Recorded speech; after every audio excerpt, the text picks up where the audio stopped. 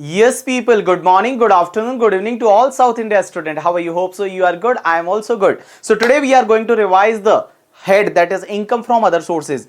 Now if income is not taxable under the head salary, house, property, business or capital gain, that income will be taxable under income from other sources. So basically which type of the income will be taxable under income from other sources? That is rent of the plant and machinery. Suppose you are giving the plant and machinery furniture on the rent and renting is not your business, then that income will be taxable under income from other sources. Or dividend income or winning income or interest on bank deposit, loan given, royalty income, director sitting fees, as well as the agriculture income from the land located outside India, because if land is located in India, then agriculture income will be exempt. After that, salary of the MP, MLA, MLC, that will be taxable under income from other sources. Interest on the income tax refund will be taxable under income from other sources. Income from any other investment, that will be taxable under income from other sources. One more thing is a family pension. If any person, if after the death of the employee, if his family receive any kind of pension, that is known as the family pension. So family pension will also be taxable under income from other sources, but there is certain deduction is allowed against family pension.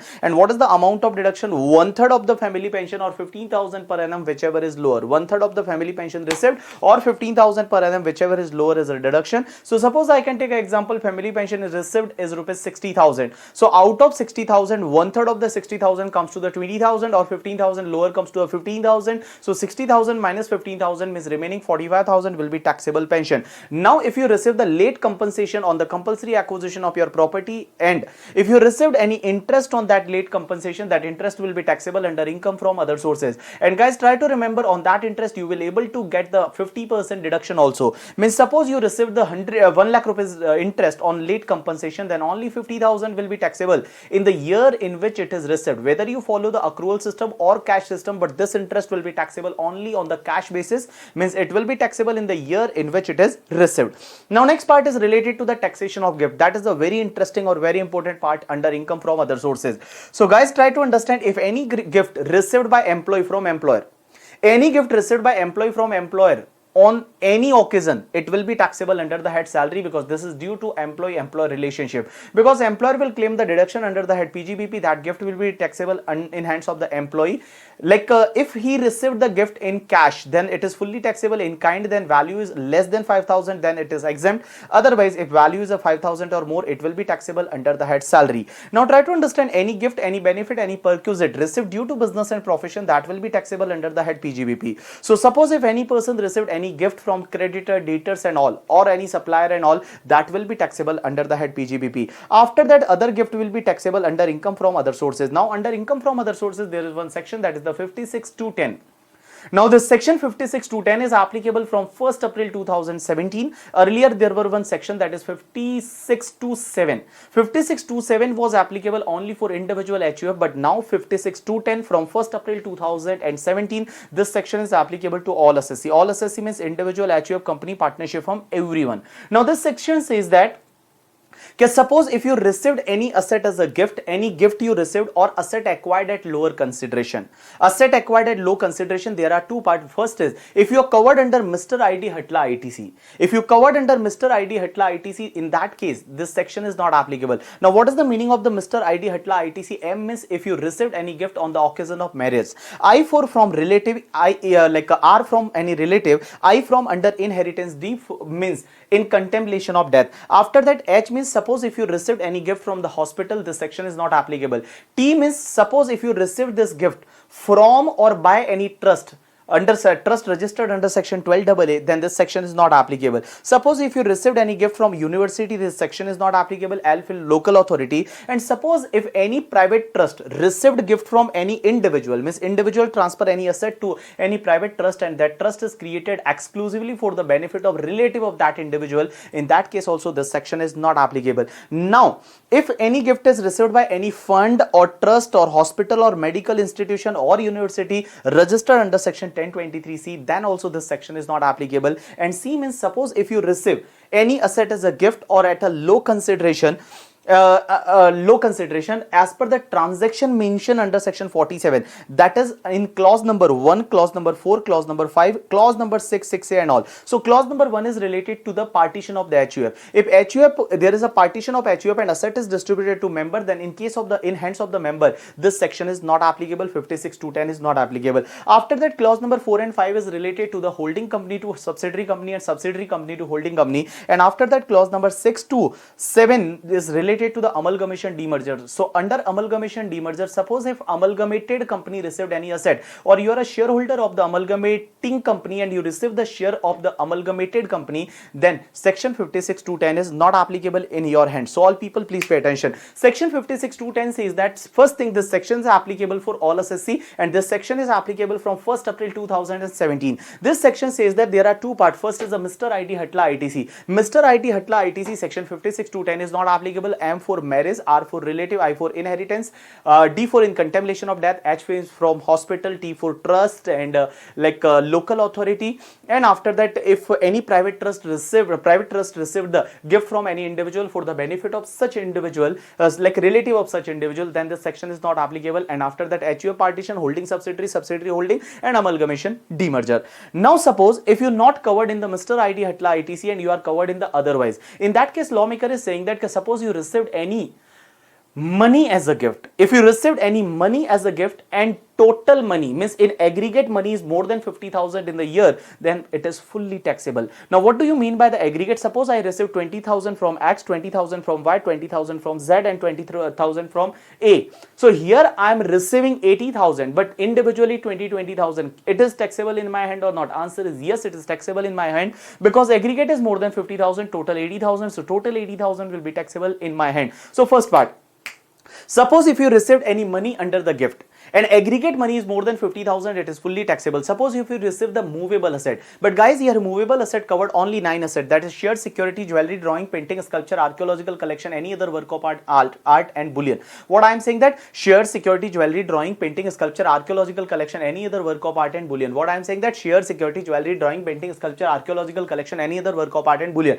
So if you receive this 9 asset under the gift and aggregate FMV is more than 50,000, it is fully taxable. But suppose if you purchase this asset for a low consideration and aggregate FMV minus consideration, if difference is more than 50,000, it is fully taxable. Suppose if you receive the immovable property as a gift and immovable property as a gift and per property SDV is more than 50,000, it is fully taxable. And suppose if you acquire the immovable property as a low consideration and SDV minus consideration difference is more than 50,000 and SDV is more than 105% of consideration, in that case difference of SDV and consideration will be taxable under income from other sources. So all people just pay attention. What I am saying that if gift is received by any person or asset is acquired by any person, if you covered under Mr. IT Hatla ITC, then obviously this section is not applicable, otherwise it is applicable. If you receive money and aggregate money is more than 50,000, it is fully taxable. Movable asset covered only 9 asset, that is shared security, jewelry, drawing, painting, sculpture, archaeological collection, any other work of art and bullion. If you receive this asset as a free of cost, means as a gift and aggregate FMV more than 50,000, it is fully taxable. Low consideration, FMV minus consideration difference is more than 50,000, it is fully taxable. If you receive the immovable property free of cost and SDV of per property is more than 50,000, it is fully taxable. Low consideration, in that case if SDV minus consideration difference is more than 50,000 and SDV is more than 105% of consideration, in that case difference will be taxable under income from other sources. Now try to understand. In Mr. IT Hatla ITC, there is one more point, that is the O. O means if any government notified certain type of transaction and they are saying that section 56(2)(10) is not applicable, then obviously section 56(2)(10) is not applicable. So they notified one thing, that is in national capital of the India, that is in Delhi.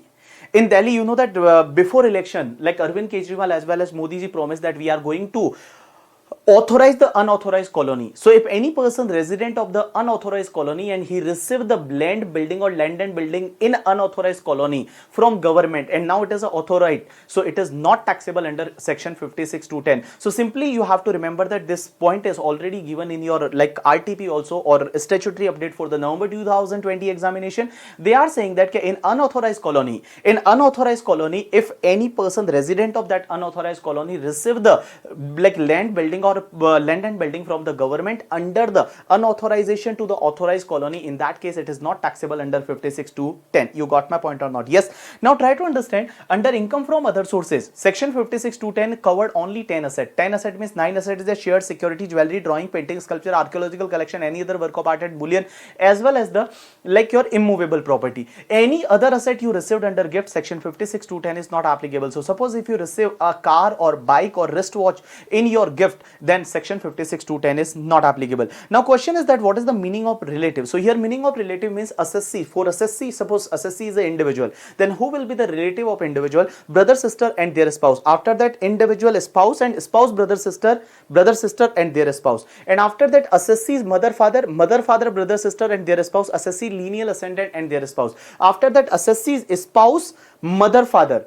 But mother, father, brother, sister is not covered here. Spouse, mother, father, brother, sister is not covered. Only spouse, mother, father is covered, and spouse lineal ascendant. And after that, lineal descendant of the assessee and spouse, they will be covered under the definition of relative. For HUF, relative will be the member of HUF. So if HUF received any gift from member, it won't be taxable under income from other sources. After that, there is a one section, section 49.4. Section 49.4 says that all people please pay attention. Suppose if you received any asset under a gift, suppose you received any asset under a gift, or you acquire any asset and you already paid the taxes under income from other sources under section 56 to 10, then whatever FMV or SDV of that asset, that will be treated as cost of acquisition of that asset. So suppose I received one asset as a gift from my friend, and SDV of that asset is a 60 lakh. Suppose I already paid the taxes on 60 lakh. After some time, suppose I am selling that asset for 80 lakh, then what will be my cost of acquisition? 60 lakh. So what I am saying that suppose if you received any asset under a gift, or you acquired any asset at low consideration,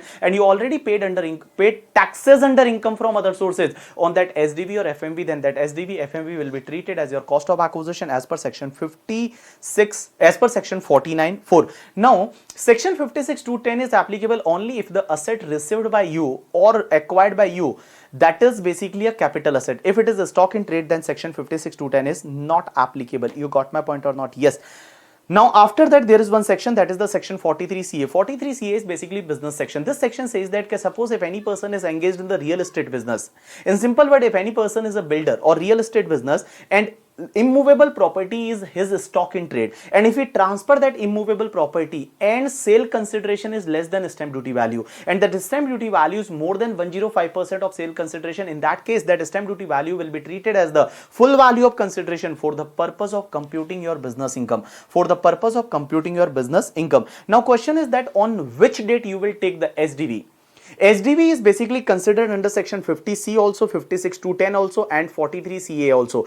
Now in all three cases, try to understand on which date SDV should be considered. So normally SDV has to be considered on the date of registration, but try to understand if date of registration and date of agreement is not same. Date of registration and date of agreement are not same, then you can take the SDV on the date of agreement. If you made any payment or received any payment up to the date of agreement by account pay check, account pay demand draft, any mode of electronic clearing system through bank account, or any other electronic mode as may be prescribed. So what I am saying that all people just pay attention. There are three sections. In this three section, we always discuss the concept of the SDV. One is the section 50C, 56 to 10 and 43CA. In all three sections, like SDV will be considered on the date of registration. Normally date of registration, but you can take the SDV on the date of agreement if up to the date of agreement, if you received any consideration or you paid any consideration up to the date of agreement by account pay check, account pay demand draft, any mode of electronic clearing system through bank account, or any other electronic mode as may be prescribed. Now try to understand one more thing.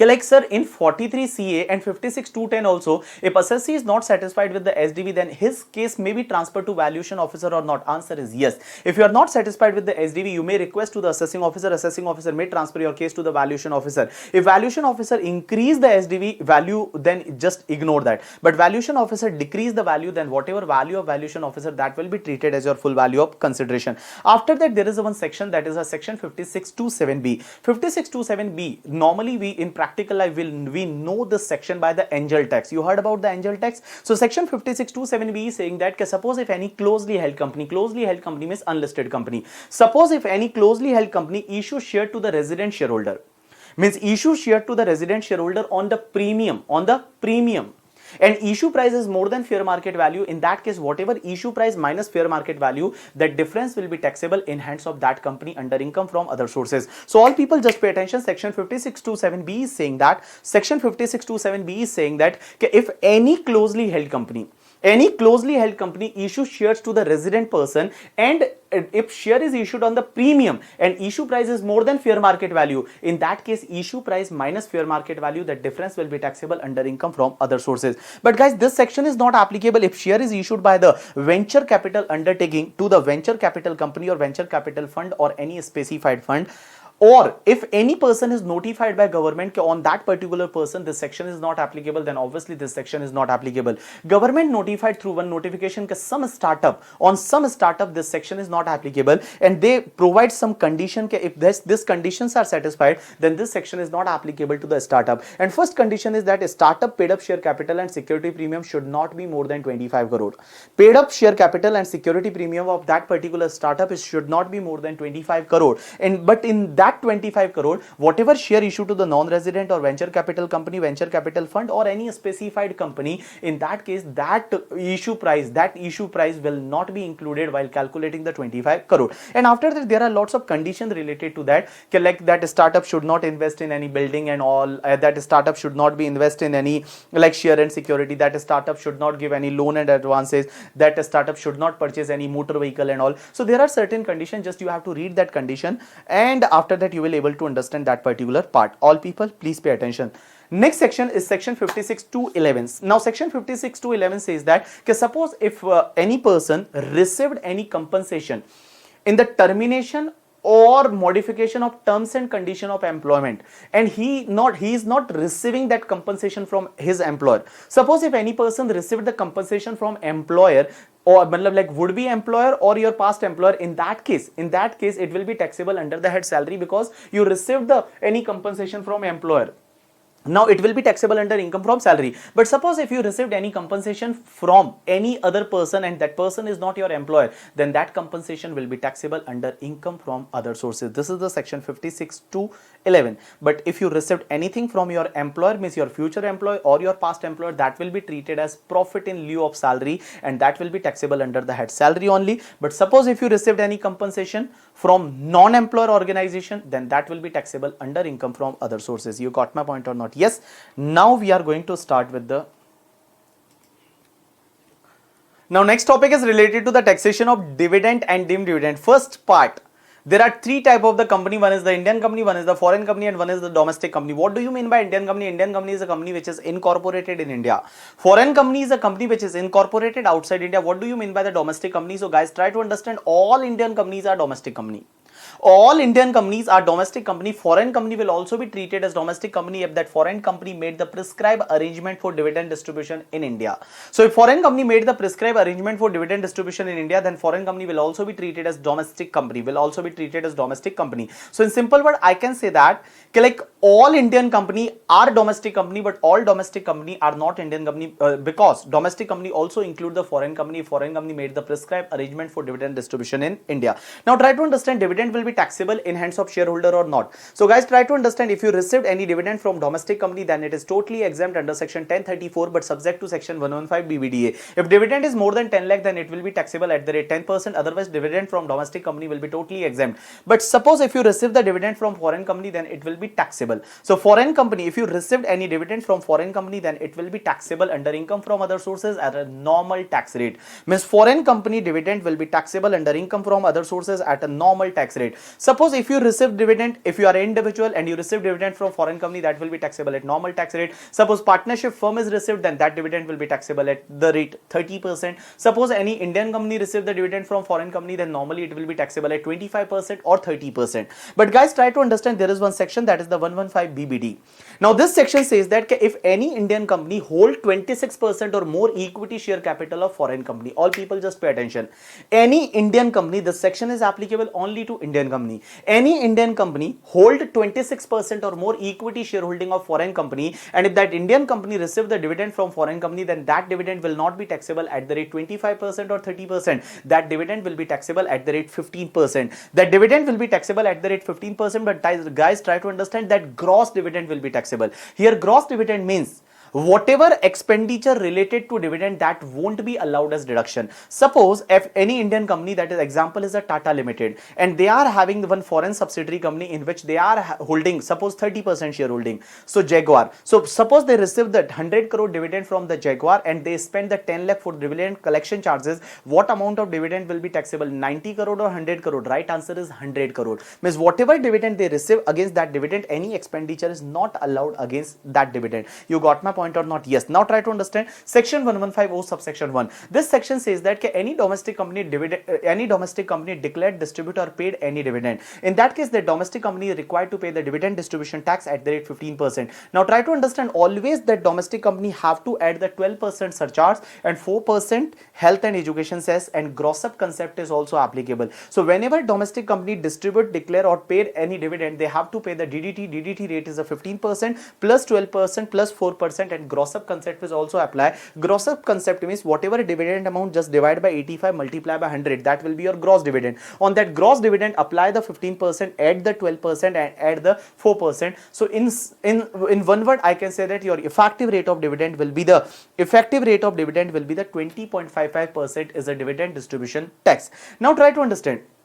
In case of the deemed dividend under section 222E, in case of deemed dividend under section 222E, your DDT rate will be 30%, but 30% will be increased by the 12% surcharge and 4% health and education cess. But here gross up funda is not applicable. Gross up concept is not applicable. Gross up concept is applicable in case of the normal dividend as well as deemed dividend under section 222A, 222B, 222C and 222D. In 222E, that gross up concept is not applicable, but DDT rate is 30%, but in case of other dividend, DDT rate is 15%. Now all people please pay attention.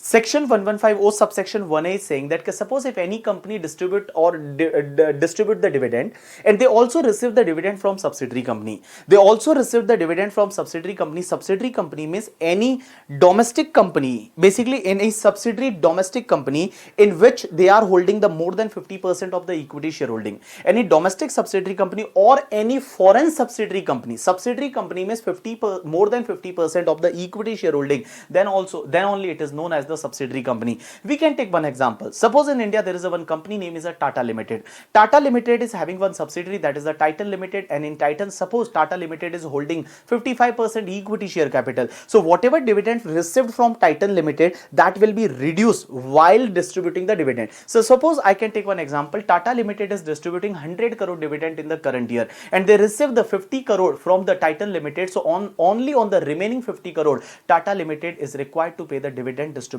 tax. So what I am saying that if any domestic company distribute or paid any dividend and they also receive the dividend from subsidiary company either domestic subsidiary company or foreign subsidiary company, on domestic subsidiary company on which that domestic company paid the DDT, or on foreign subsidiary company, suppose this company paid the taxes under section 115 BBD, then reduction benefit is available. Now try to understand one more thing. If domestic company give dividend to the new pension scheme trust, new pension system trust or new pension scheme trust or pension scheme trust notified under section 80 CCD. So suppose if any domestic company gives any dividend to the new pension system trust or new pension scheme trust, on that dividend there is no need to pay any DDT, because obviously all income of the new pension system trust is totally exempt. You got my point or not? Yes. Now next part is related to the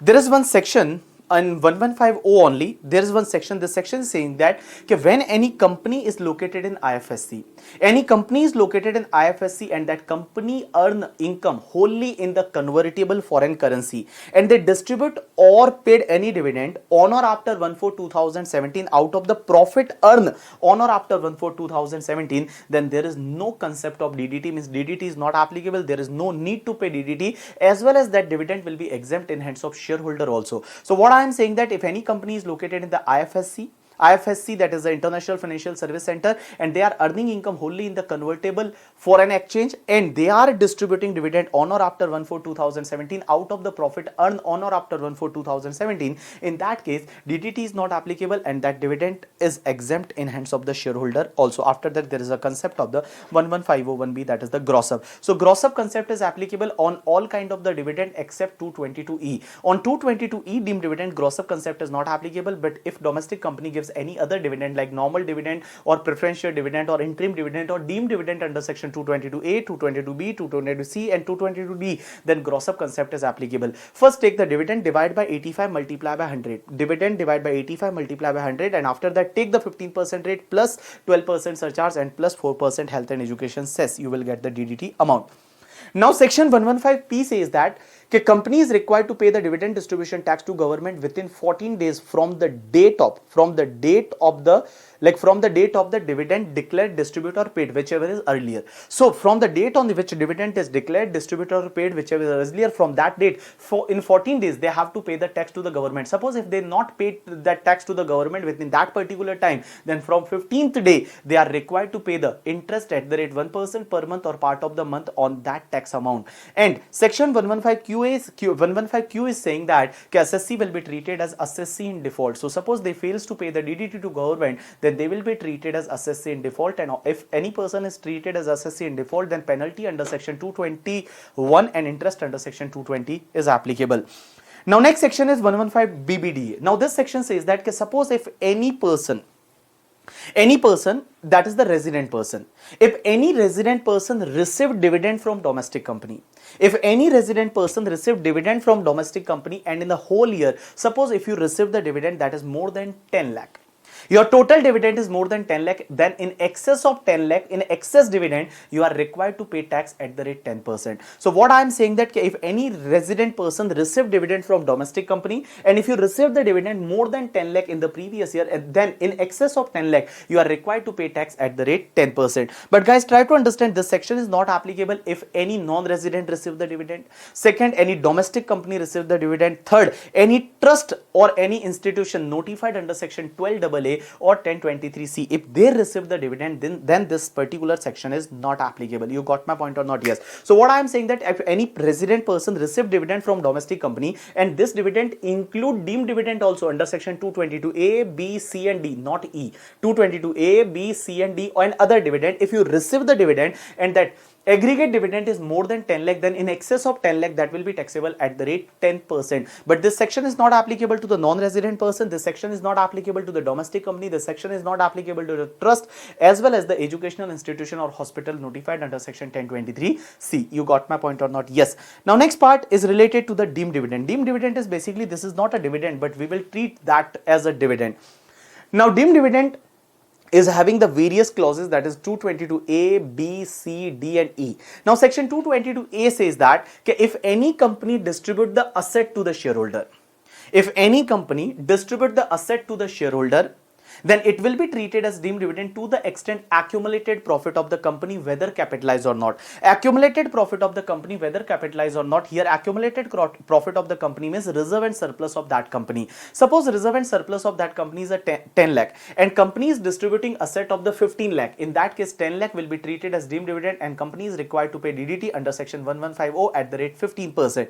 Now they use the word that is whether capitalized or not. Now what do you mean by the whether capitalized or not? I can take one example. Suppose as per reserve and surplus, your reserve and surplus balance is a 10 lakh, but last year you already issued the bonus share of 5 lakh, so that 5 lakh is already capitalized, 5 lakh is already capitalized. Now you will take the accumulated profit of 15 lakh, because 10 lakh is your accumulated profit that is shown in the reserve and surplus and 5 lakh bonus share is already issued. So I can say that accumulated profit of 5 lakh is already capitalized, so that will also be included in the accumulated profit. So what I am saying that 222A says that if any company distribute the asset to the shareholder, then it will be treated as deemed dividend to the extent accumulated profit of the company, whether capitalized or not. To the extent accumulated profit of company, whether capitalized or not. But try to understand, whenever company will distribute the asset, then you will take the FMV or book value of that asset to find out the dividend amount. Right answer is FMV, means fair market value or market value of that asset on the date of distribution you will consider for the purpose of the deemed dividend. I can take an example. Suppose accumulated profit is a 10 lakh. They are distributing some asset and fair market value of that asset is a 8 lakh and book value is only 4 lakh. So deemed dividend will be 4 lakh or at 8 lakh. Right answer is a 8 lakh. Accumulated profit is 10 lakh. Asset distributed fair market value is 8 lakh. So 8 lakh will be treated as the deemed dividend. Now section 222B says that if any company distribute the debenture stock or deposit certificate to any shareholder, debenture stock or deposit certificate to any shareholder, or if any bonus share are allotted to the preference shareholder. Because if any equity shareholder get the bonus share, then obviously there is no benefit while you are getting the bonus share. But suppose if preference shareholder got any bonus share, then obviously there is a benefit to preference shareholder. So here lawmaker is saying that any debenture stock or deposit certificate are allotted to any shareholder, or bonus share is allotted to the preference shareholder, then it will be treated as deemed dividend to the extent accumulated profit of the company, whether capitalized or not. So just remember, A for asset, B for the bonus share to preference shareholder, or debenture stock, deposit certificate to any shareholder. After that, section 222C is related to the close down of the company. So in case of the liquidation of any company, if there is a liquidation of any company, and at the time of liquidation if any asset is distributed to the shareholder, in that case it will be treated as deemed dividend to the extent accumulated profit of the company, whether capitalized or not. To the extent accumulated profit of the company, whether capitalized or not. Now next part is related to 222D. D is basically, just remember, by decrease in the share capital. Suppose if any company reduce the share capital and they distribute something to the shareholder. I can take an example. If company's face value of share is at 10, now they are reducing the face value to 2 and they are paying 8 rupees to the shareholder. In that case, whatever amount distributed by company, that will be treated as deemed dividend to the extent accumulated profit of the company, whether capitalized or not. It will be treated as deemed dividend to the extent accumulated profit of company, whether capitalized or not. Now next section is related to 222E. Now 222E says that if any closely held company, closely held company means, just remember, unlisted company. If any closely held company gives the loan or advances to the shareholder, and that shareholder is holding 10% or more equity shareholding. What I am saying, that any closely held company gives the loan and advances to the shareholder, and that shareholder is holding 10% or more equity shareholding, then it will be treated as deemed dividend to the extent accumulated profit of the company, Now try to understand, suppose if that loan or advances is not given to shareholder, but loan or advances is given to any concern. Loan or advances is given to any concern, and in that concern that shareholder is having substantial interest. Then also it will be treated as deemed dividend to the extent accumulated profit of the company. Suppose loan or advances is not given to shareholder, but that is given to any other person on the behalf or for the benefit of shareholder. In that case also it will be treated as deemed dividend to the extent accumulated profit of the company. Now guys, try to understand, in that case, suppose if loan is given to shareholder, loan or advances is given to the shareholder, and after some time, suppose that shareholder repaid that loan, then also it will be treated as deemed dividend? Answer is yes, it will be treated as deemed dividend. Suppose that shareholder is paying the market rate of interest, then also it will be treated as deemed dividend? Answer is yes, then also it will be treated as deemed dividend. So whether shareholder repay that loan or whether he is paying the market rate of interest or not, then also it will be treated as deemed dividend. But there is one exception. Suppose if there is a trade advances means any advances made to shareholder for the business purpose. There is a like commercial expediency is there. If there is a commercial need, and for that commercial need any advances is given, then obviously section 222E is not applicable. Now guys, you know that there is a 5 deemed dividend section, 222A, B, C, D and 222E. There are some differences between 222A, B, C, D and 222E. First difference is that 222A, B, C, D, DDT rate is 15%, plus 12%, plus 4%, and gross up concept is applicable. But 222E, DDT rate is 30%, plus 12%, plus 4%, but gross up concept is not applicable. Now try to understand, in 222 A, B, C, D, you have to consider the accumulated profit of the company, whether capitalized or not. Whether capitalized or not word is used in 222 A, B, C, D, but in 222 E, that whether capitalized or not word is not used, means only you have to consider the accumulated profit. You know that 222 A, B, C, D, dividend received by shareholder, it is exempt under section 1034. But if it is more than 10 lakh, then obviously 115 BBDA is applicable. But 222E, loan or advances, is totally exempt in hands of the shareholder, means here 115 BBDA is not applicable. And one more difference, 222 ABCD is applicable to all type of company, but 222E is applicable to only closely held company, Now try to understand, there are 5 cases or 5 situations where it won't be treated as dividend or deemed dividend. First point, if any company is engaged in the money lending business, and their main business is of money lending only, their substantial part of business is money lending, and they are engaged in the money lending, and they are giving any loan to the shareholder at a market rate in the ordinary course of business, then it won't be treated as deemed dividend or dividend. Now second point, all people please pay attention. Suppose if any closely held company gave the loan to the shareholder, gave to loan to the shareholder, and that already treated as deemed dividend under section 222E. After some time, suppose that company is giving actual dividend, and that actual dividend is suppose setting off against that loan. Actual dividend is set off against that loan, then whatever set off amount, it won't be treated as dividend or deemed dividend. Next point, if company goes for the buyback of share, then it won't be treated as deemed dividend. One more point, section 222C and 222D, that 222C is a close down of company and 222D is a decrease in share capital and distribution to the shareholder. That is not applicable in case of the preference shareholder. So at the time of liquidation, if any amount is distributed to preference shareholder, then it is not treated as deemed dividend. And 222D, that is decrease in share capital, reduction in share capital and distributed to preference shareholder, then section 222, basically it is not applicable in case of the preference shareholder. So in simple word, I can say that in case of the preference shareholder, 222C and 222D is not applicable. One more point, at the time of the demerger of the company, if resulting company issues share to the shareholder of demerged company, in that case it is not treated as dividend or deemed dividend. You got my point or not? Yes. Now next part is related to the liquidation. Liquidation means close down of the company. So suppose if there is a liquidation, then what will happen? So in case of the liquidation, obviously whenever at the time of liquidation company transfer asset to shareholder or distribute asset to shareholder, it won't be treated as transfer. Capital gain is not applicable in hands of the company, but in hands of company, that deemed dividend concept will apply. To the extent accumulated profit of the company, whether capitalized or not on the date of liquidation, to that extent it will be treated as deemed dividend and company is required to pay DDT at the rate 15%. Now what will be the tax treatment in hands of the shareholder? Now in hands of the shareholder, capital gain will be applicable, and capital gain will apply only in the year in which asset is distributed.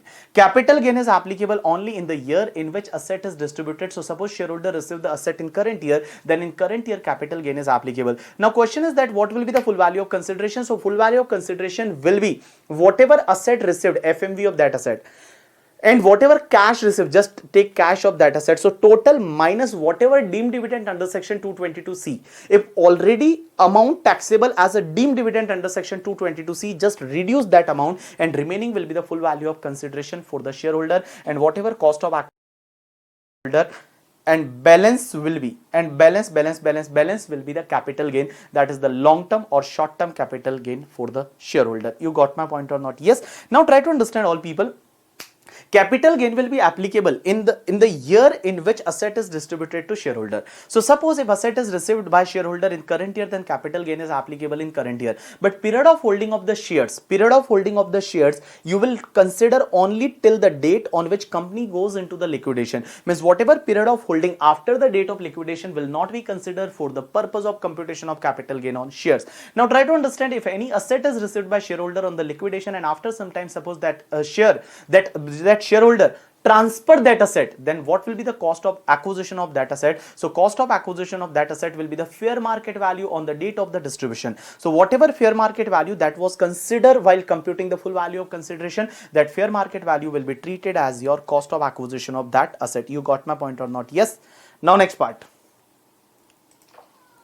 Yes, people. Now next topic is related to the buyback of the shares. So what will be the tax treatment in case of the buyback? So there are two types of buyback. First, understand, if buyback of the shares of the domestic company, then what will happen? And if it is a buyback of shares of any other company, then what will happen? So first we are going to discuss the buyback of the shares of any other company other than domestic company. So if there is a buyback of shares of any other company, in that case what will be the tax treatment? So in hands of company there is no tax treatment, but in hands of the shareholder obviously there will be a capital gain. So what will be the full value of consideration? Here full value of consideration will be the buyback price and minus cost of the acquisitions. Capital gain will be applicable in hands of the shareholder. But if there is a buyback of the shares of the domestic company, whether it is a listed or unlisted, earlier in this section there were only unlisted share, but from 5th July 2019, they included the listed share as well. So all people, please pay attention. If there is a buyback of the domestic company share, in that case whatever buyback price minus issue price, Whatever buyback price minus issue price, on that difference company will pay the tax at the rate 20%, 12% surcharge always, and 4% health and education cess. So what I am saying that all people just pay attention. In case of the buyback of the share of the domestic company, buyback of the share of domestic company, whatever buyback price minus issue price, on that difference company will pay tax at the rate 20% plus 12% surcharge plus 4% health and education cess.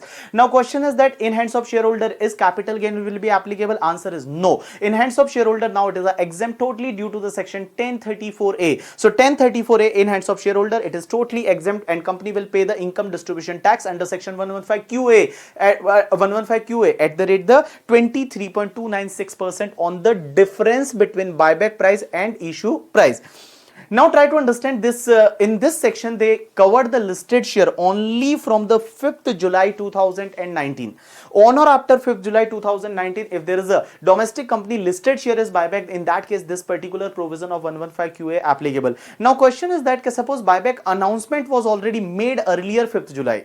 Announcement for buyback made earlier 5th July 2019, but buyback is on or after 5th July 2019. Is this section 115QA is applicable or not? Answer is no. There is a clarification by the Finance Ministry. They are saying that if a buyback announcement is already made before 5th July 2019 and buyback on or after 5th July 2019, in case of listed share of domestic company, then this section 115QA is not applicable. In simple word, I can say that 115QA is applicable in case of the domestic company share, but listed share they included only from 5th July 2019, means announcement as well as buyback both should be on or after 5th July 2019. Then 115QA is applicable in case of the domestic company. Now from the date of the buyback, within 14 days they have to pay tax to the government, otherwise they will be treated as assessed in default, and from 15th day they have to pay the interest at the rate 1% per month or part of the month. Now next part is related to, sir, what will be the issue price in the different cases. Suppose if any ESOP is given, then what will be the issue price? Suppose if amalgamated company, like allotting share to the amalgamating company shareholder, what will be the issue price? In demerger, suppose resulting company issue the share, then what will be the issue price? So here lawmaker is saying that what will be the issue price in the different situation. For that purpose they issued one rule. They made one rule, that is rule number 40BB, and 40BB is having various situation. In that case issue price is given. So first part, any share is subscribed by shareholder. Any share is subscribed by shareholder, what will be the issue price of the company? So in that case issue price will be whatever amount received by company including the security premium amount. Whatever amount received by company including the security premium, that will be the issue price. I can take an example. One company issues share at the 70 rupees and face value is a 10. So what will be the issue price? Obviously 70 will be the issue price, because 60 is the premium and 10 is face value. So 70 rupees will be the issue price. Now try to understand. Second point is saying that suppose if before buyback company already written some amount. Suppose before buyback company already written some amount. Company issued the share at the 70. Last year company returned the 5 rupees to the shareholder. Then what will be the issue price? 65 will be issue price. Means whatever amount returned by the company, that will be reduced while calculating the issue price. But try to understand. Suppose whenever company returned that 5 rupees, that time suppose if company paid the taxes under section 1150, means the returned amount if treated as deemed dividend under section 222D, in that case obviously it won't be reduced. So I can take one example. Suppose company reduced the face value and they return the 5 rupees to the shareholder, but at the time of the return, suppose company paid the DDT under section 222D, that is decrease in share capital, and that was treated as deemed dividend under section 222D, and company paid the DDT under section 1150. In that case issue price will be 70 only. In that case issue price will be 70 only. Now question is that what will be the issue price in case of the ESOP and sweat equity share? So in case of the ESOP and sweat equity share, whatever FMV of the share or amount credited to the share capital and security premium, amount credited to the share capital and security premium, whichever is lower will be the issue price. Normally both amount will be same. So first point is the FMV of share, and second is the amount credited to the share capital or security premium, whichever is lower will be your issue price. Now next part is related to in case of the amalgamation. Suppose in case of amalgamation, if amalgamated means new company issued share to the shareholder of old company, what will be the issue price? I can take one example. Suppose there were one company, name was the Sai Limited. Sai Limited issued 1 lakh share to the shareholder of Sai Limited at the rate 70 each. So 70 lakh received by Sai Limited and 1 lakh share were issued by the Sai Limited. Now try to understand. Suppose Sai Limited amalgamated with Shirdi Limited. And now Shirdi Limited is issuing 1,50,000 share to the shareholder of Sai Limited. So question is that what will be the issue price of this 1,50,000 share? So here issue price of 1,50,000 share will be whatever amount received by old company. Means amount received by old company or Sai Limited was 70 lakh. So 70 lakh divided by number of share issued by new company. Number of share issued by new company is 1,50,000. So 70 lakh divided by 1,50,000, whatever amount, that will be the issue price of the share issued by the amalgamated company. You got my point or not? Yes. Now next part is related to in case of the demerger. In case of the demerger, I can take one example. Suppose there is one company name is a Titan Limited. Now Titan Limited, what happened? Titan Limited suppose issued 1 lakh share to the shareholder of Titan Limited and issue price was 70. So 70 lakh was received by Titan Limited. Suppose after some time there is a demerger of Titan Limited, and Titan Limited is having two segments. One is the watch segment, one is the jewelry segment. Now jewelry segment, they demerged and they made the one new company, that is resulting company, in the name of the Tanishq Limited. Now suppose Tanishq Limited issued the 20,000 shares to the shareholder of Titan Limited. So now question is that what will be the issue price of that 20,000 share? So here lawmaker is saying that how to calculate the issue price of that 20,000 share. So first take the whatever amount received by Titan Limited. So earlier amount received by Titan Limited was 70 lakh. Multiply by net asset transferred under demerger, divide by net worth just before the demerger. Suppose I can take an example that Titan Limited net worth was 500 crore. Out of that 200 crore transferred to the Tanishq Limited. So what will be the issue price of share issued by Tanishq Limited? So guys, try to understand. 70 lakh multiply by 200 crore divide by 500 crore. Whatever amount you received, that amount divide by that 20,000 share issued by the resulting company. That will be the share issue price of the resulting company share. Now question is that what will be the issue price of the Titan Limited share? So Titan Limited obviously received the 70 lakh minus whatever amount arrived for calculating issue price of the Tanishq Limited, just reduce that, and whatever remaining divide by 1 lakh share, that will be the issue price of the Titan Limited share. You got my point or not? Yes. Now next part is related to, suppose if any share is allotted for acquisition of asset or settlement of any liability. You acquired the asset and instead of paying by money, you are just issuing the share, or for settle the any liability you are issuing share. What will be the issue price? So here issue price will be FMV of asset or liability, FMV of asset or liability, FMV of asset or liability which is settled by issue of share. So FMV of asset of liability or amount credited to share capital or security premium, share capital and security premium, whichever is lower. So what I am saying that share is issued for settlement of your liability or in like acquisition of asset, then whatever fair market value of asset or liability, whatever fair market value of asset and liability or amount credited to the share capital and security premium, whichever is lower will be your issue price. You got my point or not? Yes. Now try to understand. Sir, suppose if there is a conversion of proprietary concern or partnership firm into company.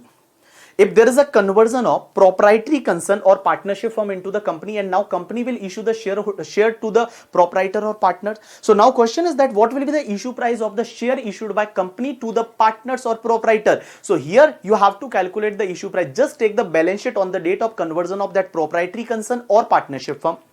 Just take the balance sheet, and out of that balance sheet just first take the asset, and in the asset take the book value of all asset, book value of all asset minus book value of liability, book value of asset minus book value of liability, whatever remaining amount divide by number of share issued by that company, that will be the issue price of per share. So what I am saying that at the time of conversion of your proprietary concern into the company or partnership firm into the company, then what will be the issue price of the share issued by company to the partner or proprietor? Your issue price will be first take the book value of the asset on the date of conversion minus book value of the liability, what divide by number of share issued by company, that will be the issue price per share. Now try to understand, while taking the asset, don't take the advanced tax TDS and TCS.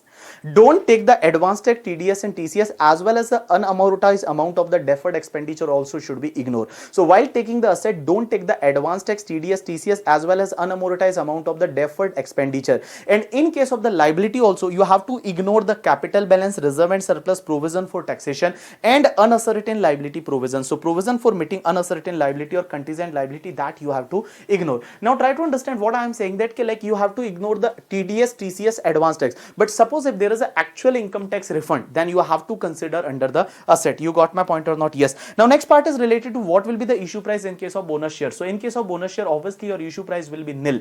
In case of bonus share, your issue price will be nil, because at the time of buyback your tax will be whatever buyback price minus nil. Issue price will be nil in case of the bonus share. Now next part is related to, suppose if any other instrument was issued, like debenture, bonds, debenture stock was issued, and now that is converting into share. Now you are converting that asset into share. Now you are converting that asset into share. So question is that what will be the issue price of the share? So here share issue price will be whatever amount you received earlier for issue of other instrument, divide by number of share, you will get the issue price per share. I can take one example. Suppose one company issued the 1000 debenture earlier at the rate 100 each.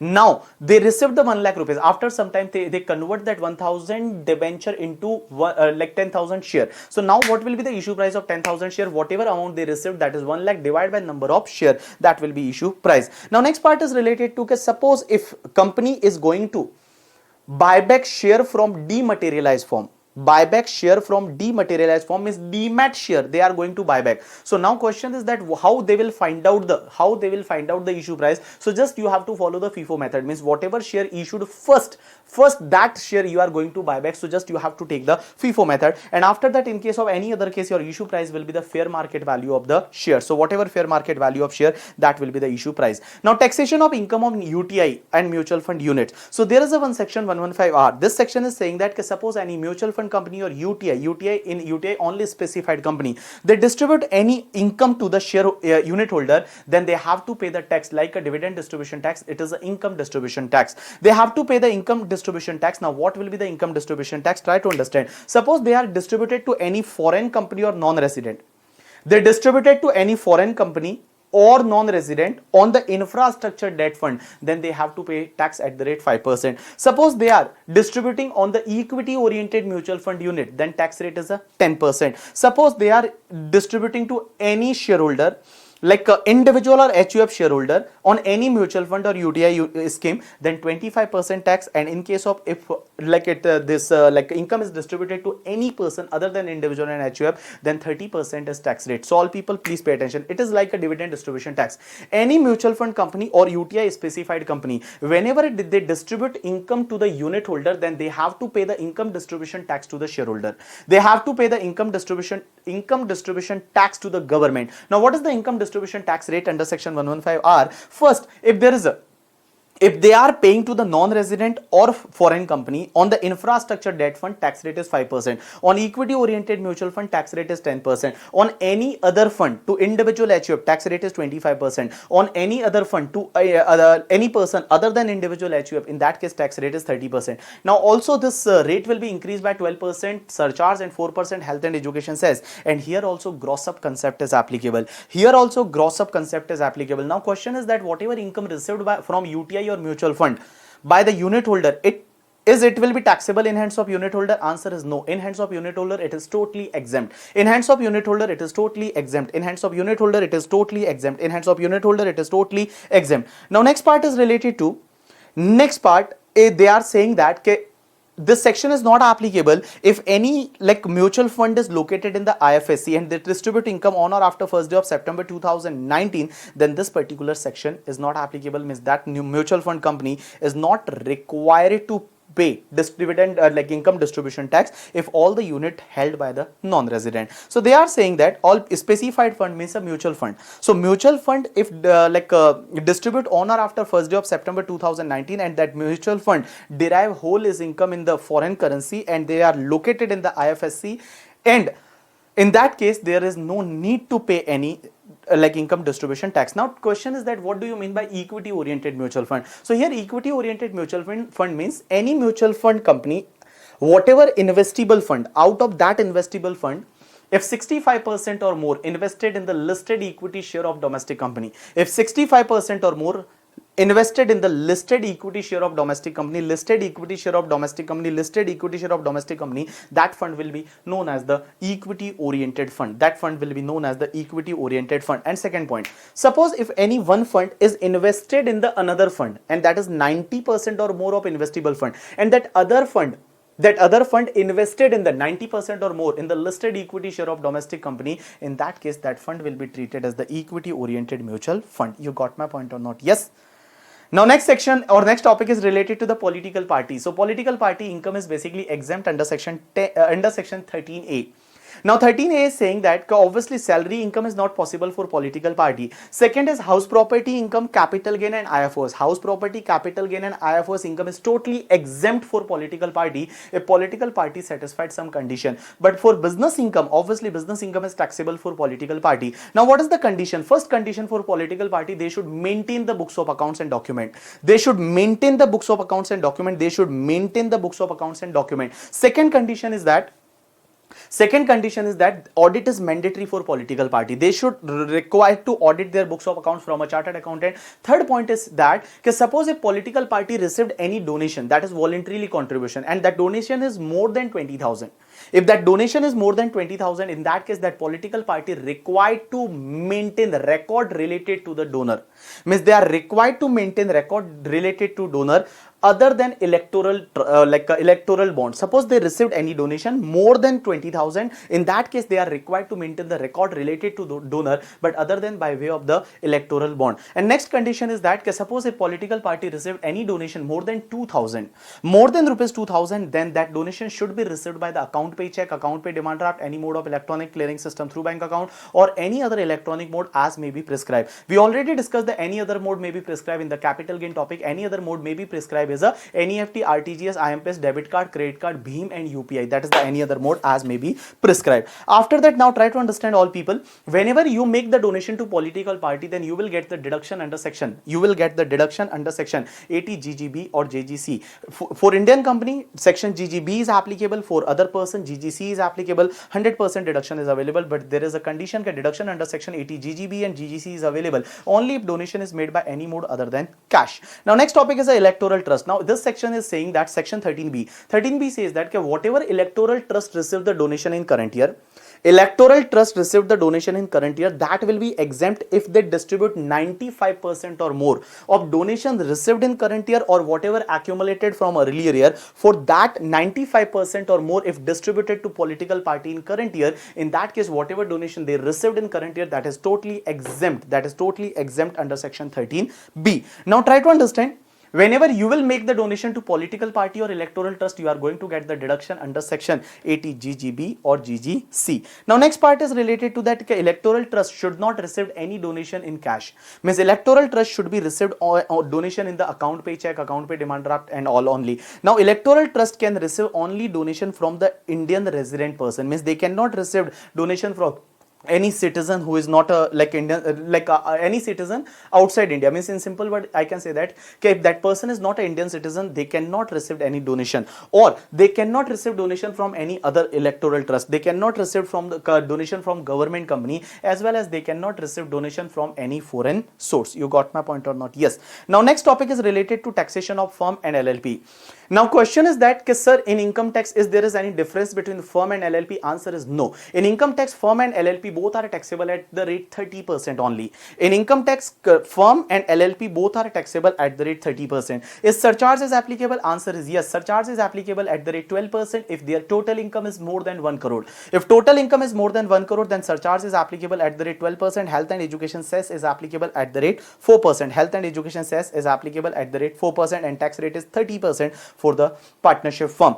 Now try to understand, in case of partnership firm, if partnership firm pay the tax, then whatever share in profit to the partner is totally exempt under section 10(2)(a). Means whatever share received by partner from partnership firm, that share is totally exempt in hands of the partner. In hands of partner, that share is exempt. But now try to understand whatever remuneration interest given by the partnership firm to the partner. So whatever remuneration interest is allowed to partnership firm under section 40B, that remuneration interest will be taxable in hands of the partner under the head PGBP. So whatever interest or remuneration received by partner from partnership firm and that is allowed to partnership firm, that will be taxable in hands of the partner. Now next section is related to 40B. 40B is saying that what amount of remuneration or interest is allowed to the partnership firm whenever they pay to the partner. So all people please pay attention, there are 5 conditions. First condition is that remuneration is allowed only if remuneration is paid to the working partner.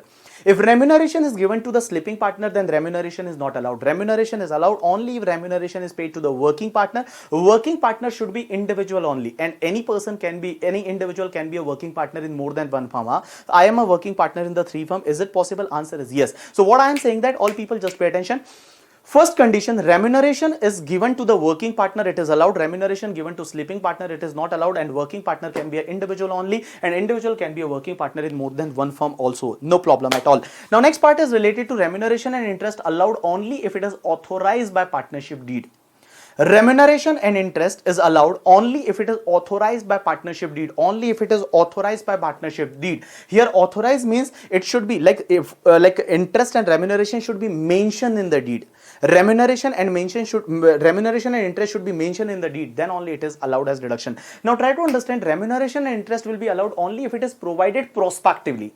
It is provided prospectively. If it is provided retrospectively, then it is not allowed as deduction. I can take an example. Suppose we 3 are the partner, ABC, 3 are partner. In their partnership deed, they have not mentioned anything about remuneration and interest.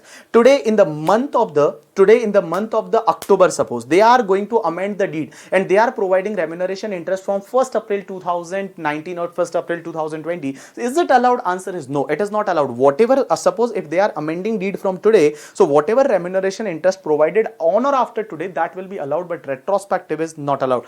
Next part is related to, sir, is interest there is any limit? Answer is yes. In interest, maximum interest on partner's capital and partner's loan. What I am saying that maximum interest on partner's capital and partner's loan is allowed at 12% per annum simple interest.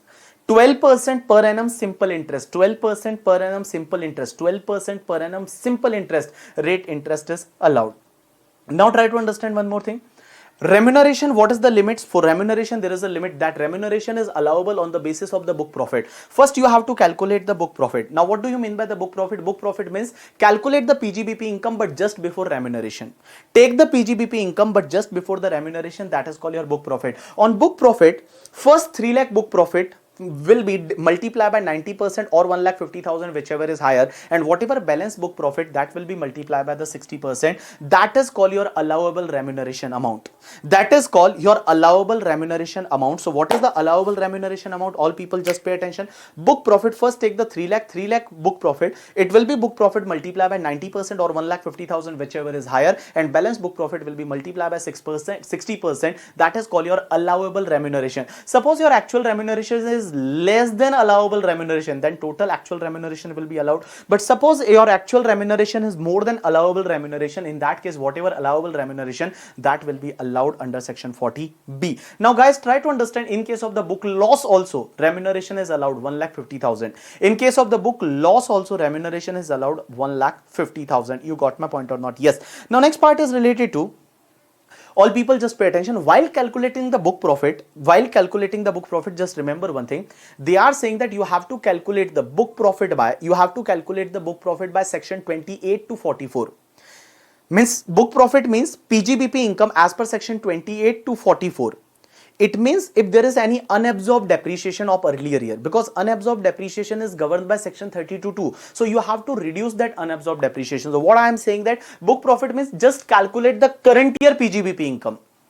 Just calculate the current year PGBP income, and if remuneration is already deducted, just add back. And if there is any brought forward unabsorbed depreciation, just reduce that. Whatever remaining, that will be your book profit. Now try to understand one more thing.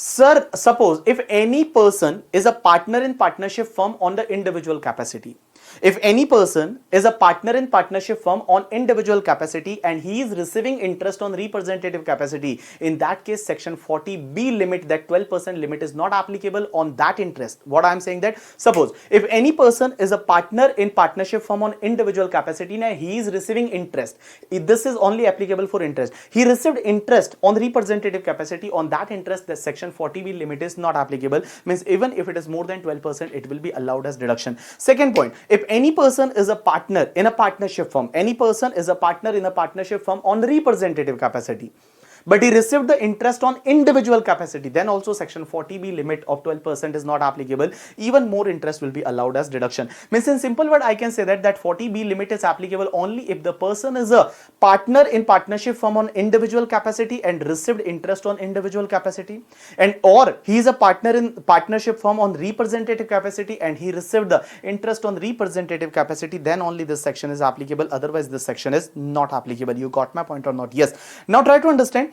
this basically limit that particular concept. This explanation is applicable only for the interest, not for the remuneration. So suppose a partner received the remuneration, whether he is a partner on individual capacity or representative capacity, 40B limit will be applicable on that remuneration. Now section 78 says that in partnership firm, suppose if any partner is retired or if there is a death of any partner, if any partner is retired or death of any partner and there is a change in constitution of partnership firm, then whatever loss related to that partner, whatever loss, or I can say that partner's share in loss, that loss cannot be carried forward by that partnership firm as well as that partner. So what I am saying that all people please pay attention. There is a death of partner or any partner is retired from partnership firm. In that case, whatever share of that partner in loss, that loss cannot be carried forward or set up by the partnership firm. That loss cannot be carried forward or set up by the partnership firm as well as the partner. Now next section is section 184. 184 is saying that assessment of partnership firm. When any partnership firm will be assessable as partnership firm if three conditions are satisfied. First condition, there should be a partnership deed. Second condition, that PSR should be mentioned in the deed. And third condition is that saying that first partnership deed should be attached or should be furnished with the first return of partnership firm. But in the practical life, that partnership deed is only furnished whenever assessing officer asks for the partnership deed at the time of the assessment. Generally, we never attach the partnership deed with the return because we normally file the online return, so there is no option to attach the deed. But section 184 is saying that there should be a partnership deed, PSR should be mentioned, and deed should be attached with the return of income. Now suppose if there is a violation of 184, then 185 says that whatever, if there is a violation of 184 or partnership firm commit any default mentioned under section 144, that is bad judgment assessment, in that case whatever remuneration or interest paid to partner, it is not allowed to partnership firm. Means 40B is not applicable, it is not allowed to partnership firm, and when it is not allowed to partnership firm, then obviously it is not going to be taxable in hands of the partner. Now next section is section 187 is related to change in constitution of firm. What do you mean by change in constitution of firm? So here change in constitution of firm means any partner is retired or any partner is admitted. If any partner is retired or any partner is admitted, but at least one partner, that earlier partner should continue in the firm, that is called change in constitution of firm. Or I can say that suppose all partner are continue but their respective share is changed.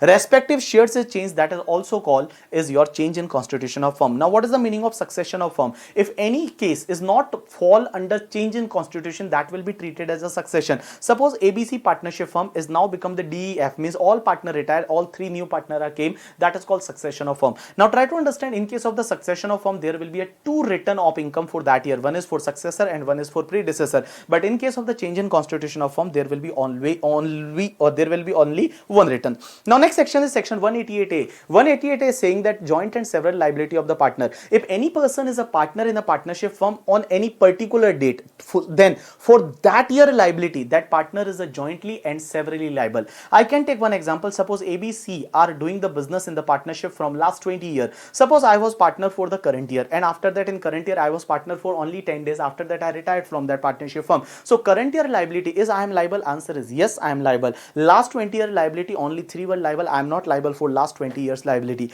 But there is one exception, that is called section 189. 189 is saying that in case of the dissolution, In case of the dissolution or discontinuation of business or partnership firm, whatever partner available on the date of discontinuation or dissolution, means partner on the date of dissolution or discontinuation, that all partner are responsible, for whatever liability of partnership firm. Means suppose I can take one example. ABC are doing the business in partnership from last 20 years. Today I became the partner, but after 3 days, suppose there is a dissolution of partnership firm. So here the section 189 says that I am also responsible for last 20-year liability. I am also responsible for last 20-year liability. That is the section 189. And section 167C is saying that in case of the section 167C is that saying that in case of the LLP also, partner liability will be unlimited. As per LLP Act, partner liability is limited, but for the purpose of income tax, partner liability will be unlimited. Partner's liability will be unlimited. You got my point or not? Yes. Chalo. Thanks a lot. Yes, people, next topic we are going to revise the MAT, that is called minimum alternative tax. Now, MAT is applicable to only company, means it is applicable to company. Company means Indian company, foreign company, domestic company, non-domestic company, government company, non-government company, listed company, unlisted company. So, MAT is applicable to basically all companies. Now, there is a one section 115JB. 115JB is saying that whatever tax as per the normal provision of income tax or 15% of the book profit, whichever is higher, company required to pay. What I am saying that tax as per the normal provision, here tax as per normal provision means 25% or 30% of the total income or 15% of book profit. 15% of book profit is known as the MAT. Whichever is higher, company required to pay. Now try to understand, this book profit will be treated like a total income only. Here book profit is more than 1 crore. Then surcharge is applicable at the rate 7% or 12%, 7% or 2%. And if book profit is more than 10 crore, then surcharge is applicable at the rate 12% and 5% in the case of the domestic company or foreign company respectively. After that, sir, question is that MAT rate is a 15%. Answer is yes. Earlier it was 18.5%, but for your examination, MAT rate is 15%. Now try to understand, if your unit is located, your company is located in the IFSC, that is International Financial Service Center, and your income is totally in the convertible foreign exchange, in that case, your MAT rate will be 9% instead of the 15%. But very important part of this topic is how to calculate the book profit. Sir, how to calculate the book profit? So first take the net profit as per the profit and loss account, but profit and loss account as per Income Tax Act or Companies Act. Right answer is Companies Act. Companies Act Schedule 3 P&L you have to take. First take the P&L as per the Companies Act, Schedule 3 P&L, profit and loss account. Just take the P&L of Schedule 3 as per the Companies Act. But sir, there are various companies, they are not preparing their account as per the Companies Act. One is the electricity company, banking company and insurance company. Electricity company, banking company and insurance company, then for that companies, lawmaker is saying that take the whatever profit and loss account, prepare as per that respective act. So whatever respective act P&L you have to consider for calculating the book profit. Now try to understand, you have to take the P&L, whatever P&L you have presented in your AGM, means whatever profit and loss account, statement of profit and loss account presented in front of the AGM, in front of the shareholder in AGM, that same P&L you have to consider for calculating the book profit. Now try to understand, you are just taking the P&L as per Schedule 3. Schedule 3 P&L as per Companies Act. Now you have to add some item and you have to reduce some item. You have to add some item, you have to reduce some item, you will get your book profit. First, all people please pay attention. Just check the debit side. In the debit side, if any income tax interest, education cess, surcharge, DDT is debited, just add back. What I am saying that income tax interest, education cess, surcharge, DDT debited to P&L account, just add back. Now second part, if any transfer to any reserve, any amount transferred to any reserve debited to P&L account, just add back. It is not allowed as deduction. So first point, all people just pay attention. First point is saying that any income tax interest, education cess, surcharge and DDT you have to add back. You have to add back. Second, transfer to any reserve. Transfer to any reserve means any reserve, transfer to any reserve you have to add back. Now try to understand. Suppose in credit side of the P&L, if transfer from any reserve is credited to P&L account, transfer from any reserve is credited to P&L account, obviously you have to reduce that, because when you transfer to reserve, it is not allowed, then whatever credited to P&L from any reserve, then obviously it has to be reduced. So all people just pay attention. What I am saying that transfer to any reserve, just add back. Transfer from any reserve, you have to reduce. But try to understand, transfer from any reserve, you will reduce only if that reserve was created through P&L. If that reserve was created through P&L, then only you will reduce, otherwise there is no need to reduce. Now, can you give me any example of reserve? That reserve is not created through P&L account, that is the revaluation reserve. So basically, revaluation reserve is not created through P&L account. So all people just pay attention. 3 adjustment we already discussed. First, income tax interest, education cess, surcharge, DDT debited to P&L account, just add back. Transfer to any reserve, just add back. Transfer from any reserve, you have to reduce if that reserve is created through P&L account. Now try to understand one more thing. In debit side of the P&L, if any provision is made for the contingent liability or uncertain liability, what I am saying that contingent liability or uncertain liability, that should be add back. Provision for the contingent liability or uncertain liability. Now try to understand if that provision is made as per the actuary valuation or as per the scientific basis, rational basis, in that case it is allowed as deduction. There is no need to add back. So what I am saying that in P&L debit side, if any provision is debited, provision for the contingent liability or uncertain liability, it has to be added back. Provision for the contingent liability or uncertain liability, add back. Second is provision for the diminution in the value of asset.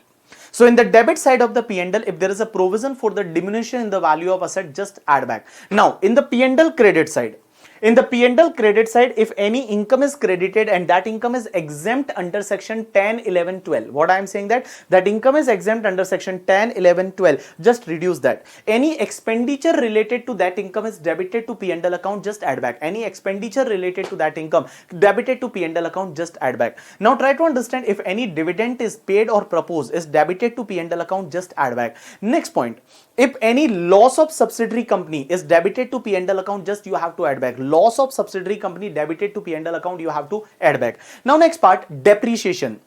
Given in the P&L debit side, just add back. Total depreciation you have to add back. Whatever total depreciation debited to P&L account, just add back. Total depreciation you have to add back. Now question is that is depreciation will be allowed? Answer is yes. You can reduce the depreciation, not as per income tax. No baba, no. Here while calculating book profit, there is no reference or interference of the Income Tax Act. Just you have to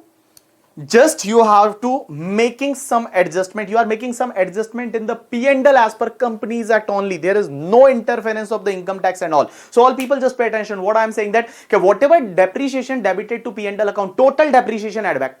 Just add back the total depreciation. Is depreciation will be allowed? Answer is yes. Depreciation is allowed. You will reduce the depreciation as per Companies Act only, but excluding depreciation on revalued asset. Excluding depreciation on revalued asset, you have to reduce. Excluding depreciation on revalued asset, you have to reduce. Now try to understand one more thing. Okay, suppose sir, we have credited something to the P&L credit side from revaluation reserve. Means we are withdrawing something from revaluation reserve and it is credited to P&L account. So question is that whatever withdraw from revaluation reserve credited to P&L account, is it allowed to reduce? Answer is no. But here a lawmaker is saying that all people just pay attention. Suppose if you withdraw anything from revaluation reserve, you can reduce, but to the extent depreciation on revalued asset. To the extent depreciation on revalued asset, you can reduce. Suppose for an example, in your current year, your depreciation on revalued asset is 100. Suppose you withdraw from revaluation reserve is 80, you have to reduce 80. Suppose you withdraw 100, you have to reduce 100. Suppose you withdraw 130, you have to reduce only 100. You withdraw 130, you have to reduce only 100. That is transfer from revaluation reserve will be reduced, but only to the extent depreciation on revalued asset. So all people just pay attention. Whatever depreciation debited to P&L account, just add back. Whatever depreciation debited to P&L account, just add back. Now depreciation will be reduced, excluding depreciation on revalued asset. But whatever transfer from revaluation reserve, that will be reduced. But to the extent depreciation on revalued asset. You got my point or not? Yes. Now next part, all people just pay attention. Suppose company receive any share from AOP BOI, that has to be reduced, and expenditure related to that share debited to P&L account, just you have to add back. Now suppose company receive any royalty on the patent, and on that patent is taxable under section 115 BB. That is 115, just forget that section, 115 BB, there is one section here, 115 BBF. So if any royalty received by the company under section 115 BBF and credited to P&L account, just you have to that royalty, and any expenditure related to that royalty debited to P&L account, you just have to add. Now next part, all people just pay attention. If any foreign company received received any capital gain on security, or any interest, royalty, fees for technical service taxable under section 115A, and rate on this income means rate under income tax on capital gain on security and interest, royalty, FTS. If that rate is less than MAT rate, means less than 15% and credited to P&L account, just you have to reduce that. But this is applicable only in case of the foreign company. And expenditure related to this type of income debited to P&L account, just you have to add back. All people just pay attention. Again, I am like explaining this point. In case of foreign company, if there is a capital gain on any security, or interest, royalty, fees for technical service referred under section 115A, and tax rate on this income is lower than 15% credited to P&L account, just you have to reduce. And expenditure related to that income debited to P&L account, just you have to add back.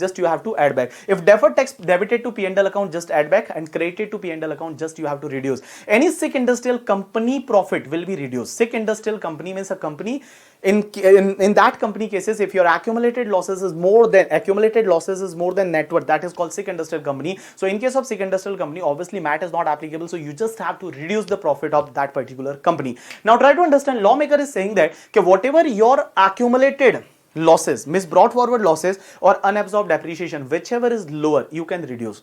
Whatever your unabsorbed depreciation and brought forward losses, you can reduce. Now here unabsorbed depreciation and brought forward losses means brought forward losses should not include the depreciation. You have to separate the brought forward losses and unabsorbed depreciation, whichever is lower, you will reduce. Suppose your unabsorbed depreciation is 10 lakh, brought forward losses is 8 lakh, you will reduce the 8 lakh. Suppose your unabsorbed depreciation is 10 lakh but brought forward losses is nil, you will reduce the nil, means nothing will reduce. But try to understand, in case of two company, one company, if company's application for insolvency resolution process, that is IBC, insolvency and bankruptcy, in that, if application is admitted of that company, if application is admitted under section 7, 9 or 10, in that case, as well as in case of company or subsidiary of that company or subsidiary of that company, if section 241 or 242 of Companies Act 2013 is applicable, means management is corrupt and all, in the both cases, you will eligible to reduce the brought forward losses and unabsorbed depreciation. Means you have to just take, not whichever is lower, just take the total of unabsorbed depreciation and brought forward losses, you can reduce that. You got my point or not? Yes. Now try to understand one more thing. Lawmaker is saying that if any asset is transferred or any asset is retired and any amount related to that asset in the revaluation reserve, any amount related to that asset in the revaluation surplus or revaluation reserve, basically, at the time of transfer or sale of that asset or retire of that asset, you have to credit that revaluation balance to the P&L credit side. You have to credit that revaluation balance to the P&L credit side. Suppose if you have not credited, then it has to be add back. Suppose it is not credited, then you have to add while computing the book profit. You have to add while computing the book profit. You got my point or not? Yes. Now next part is related to, suppose in case of business trust, you are the sponsor, means you are sponsoring the business trust. Now sponsor means, suppose a sponsor is having the SPV shares and now he is getting the business trust unit in exchange of SPV share. So at the time of exchange of SPV share with the business trust unit, if there is any notional gain or loss, and on notional gain or loss, MAT is not applicable. So if any notional loss is debited to P&L account, just you have to add. If it is credited to P&L account, you have to reduce. But at the time of transfer of units of business trust, if there is an actual gain or loss, on actual gain or loss, total actual gain or loss, MAT will be applicable. So on total gain you have to add and total loss you have to reduce. You got my point or not? Yes. This is the completion of your book profit calculation. Now try to understand, if any company follow the Ind AS, that is Ind AS compliant company. So in case of the Ind AS compliant company, there are some further adjustment is also required in the book profit. There are some further adjustment is also required in the book profit. So all people just pay attention. There are two type of the adjustment. One adjustment is every year adjustment and one is the one time adjustment. First we will discuss the every year adjustment. So for every year adjustment, all people just pay attention. If company is a Ind AS compliant company, means company follow the Ind AS, in that case what you have to check, all people just pay attention. Just first take the OCI. OCI means other comprehensive income account. OCI is a basically separate account than P&L. A profit and loss account means income and profit and loss statement is separate, OCI is a separate. So just check the OCI, and in OCI there is a one head, and that is item that will not be reclassified to P&L account. What I am saying that? Just take the OCI. And in OCI, there is a one head, that is item that will not be reclassified to the P&L account. Means if there are certain item and that will be reclassified to P&L account, then obviously MAT will be applicable in the year in which that item will be reclassified to the P&L account. But suppose in OCI there is some item and that item is not to be reclassified to the P&L account, means that item will never be reclassified to the P&L account. So here lawmaker is saying that do one thing, just pay the MAT on that item in the current year. So in the OCI account, just check the OCI account. In OCI, there are certain item and that item which not be reclassified to the P&L account. If that item is credited to OCI, just add that while calculating book profit. And if it is debited to P&L account, just reduce that. It's so simple. Just take the OCI account. In OCI, there are certain item which will not be reclassified to the P&L account. If it is credited to the OCI, if it is credited to the OCI, it is an income. So just add that. If it is debited to OCI, then just reduce that while calculating the book profit. But you have to skip the two item. You have to skip the two item. One is the revaluation surplus. One is the revaluation or surplus, and second is a gain from change in fair value of equity instrument through OCI. So you have to ignore the two item. One is the revaluation surplus and second is gain or loss from change in the equity instrument designated through OCI on the fair value. You have to ignore this two item. Now you are saying that, sir, you are saying that revaluation surplus and that equity instrument through OCI, you have to ignore that. Means MAT is not applicable on this item. Answer is yes, MAT is now not applicable. But whenever you will transfer that asset, retire that asset, dispose that asset, realize that asset, in that year, whatever aggregate gain, just add that aggregate gain while calculating book profit, and there is a loss, then just reduce that loss. What I am saying, that you understood or not? Yes, all people just pay attention. First take the OCI. And in OCI, there is a one head or one item, that is item that will not be reclassified to P&L account. Just take that item. If it is credited to OCI, just add that. If it is debited to OCI, just reduce that. But two item, you have to skip two item. One is the loss or gain in change in fair value of equity instrument designated at fair value through OCI. You have to ignore that, and revaluation surplus. In revaluation surplus and that gain or loss on the equity instrument designated at fair value through OCI, if this two item, MAT is applicable in the year in which you transfer, retire, dispose or realize that asset. So in the year of transfer, in the year of retirement, disposal or transfer, if there is a gain, just add while calculating the book profit, and there is a loss, then just reduce that. If there is a gain, just add that. If there is a loss, then just reduce that. You got my point or not? Yes. Now try to understand in the case of the demerger. In case of the demerger, what happened? All people please pay attention. In case of demerger, we can take one example. In case of demerger, suppose there is one company name is a Titan Limited. Titan Limited is one segment, name is a Tanishq Jewelry. Suppose Tanishq Jewelry is demerged.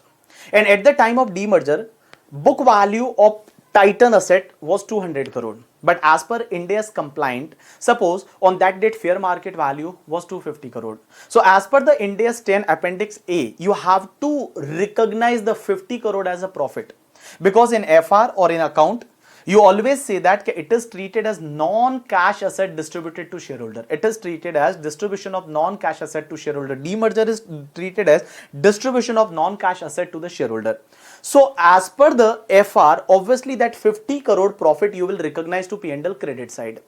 Or suppose if there is a loss, means book value was 200 crore, at the time of transfer fair market value is 150 crore, so 50 crore is loss, obviously you will debit to P&L account. Here lawmaker is saying that in this situation, MAT is not applicable on that 50 crore loss or gain. So suppose loss is debited to P&L account, you have to add, and gain is credited to P&L account, you have to reduce. This is called every year adjustment. Now next part is related to the 1 year adjustment, that is called transition amount. That is called transition amount. Now guys, try to understand in case of the transition amount. Now what is the meaning of transition amount? Will explain you. In case of the transition amount, if there is a transition gain means credit balance, then in 5 years you have to add. Suppose transition gain or transition credit balance, transition amount credit balance is 1 crore. So you have to add in 5 year 20 lakh, 20 lakh, 20 lakh, 20 lakh, 20 lakh. If debit balance, then you have to reduce that 20 lakh, 20 lakh, 20 lakh, 20 lakh. That is called one time adjustment. And it has to be from the year in which first time you have opted the Ind AS. Now, what do you mean by the transition amount here? Transition amount means adjusted to the other equity. Adjustment to the other equity, but just you have to ignore the capital reserve and security premium adjustment.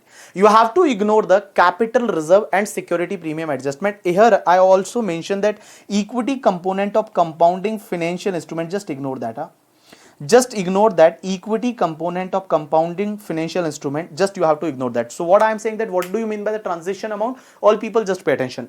Transition amount means adjustment in the other equity, simple word, reserve and surplus.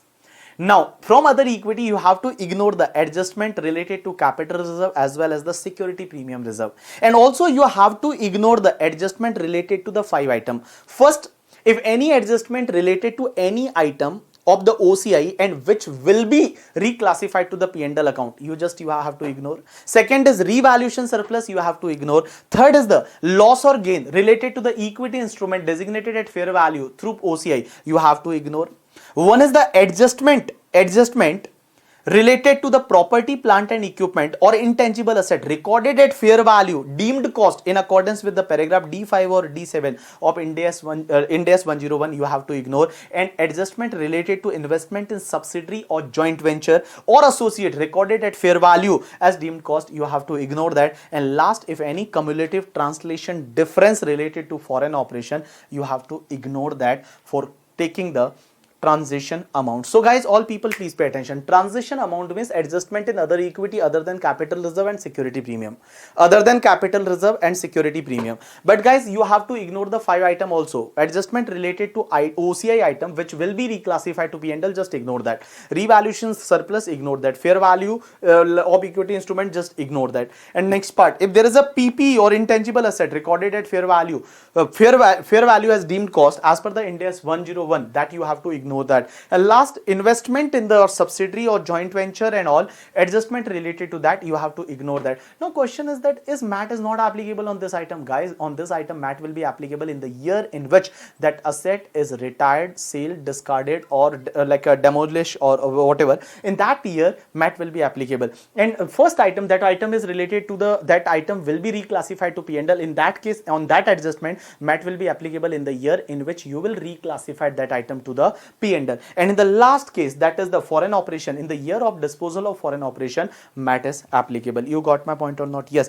So this is the completion of your MAT. Convergence date means the 1st April of the first year in which you have opted the Ind AS, and first year is treated as your convergence year. You got my point or not? Yes.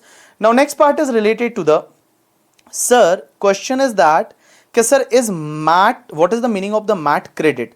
So guys, MAT credit means whenever your MAT is more than normal income tax.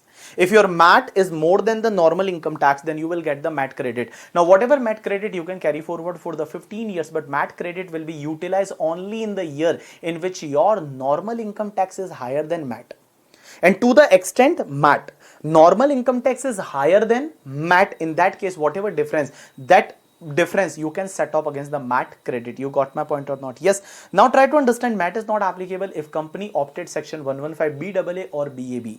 115BAA or BAB we already discussed in the first topic. So if any company followed the 115BAA or BAB, in that case MAT credit is not applicable. Now question is that, sir, is MAT is applicable to all type of company? Answer is yes. MAT is applicable to all company. Is MAT is applicable to foreign company also? Answer is yes. MAT is applicable to foreign company. But in case of foreign company, there are 2 exceptions. All people please pay attention. Suppose if foreign company paid the taxes under section 44B, that is shipping company, shipping business of foreign company, or 44BB or 44BB or 44BBB. This 4 section we already discussed under the head PGBP. So if foreign company having the income of that nature and they are declaring income as per that presumptive basis taxation at the 7.5%, 5%, 10% of your receipt and all, in that case MAT is not applicable. And second point, if any foreign company, all people just pay attention, theoretical question they may ask in the examination, any foreign company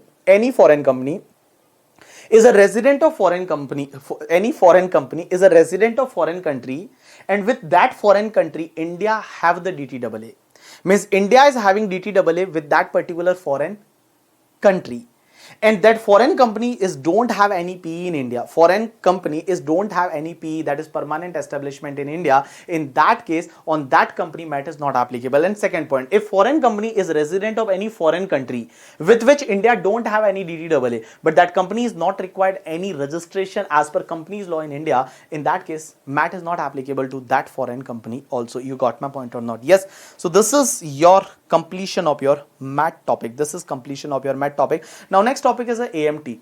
Question is that is AMT is applicable to all SSC? Answer is yes, except company. Except company, AMT is applicable to all company.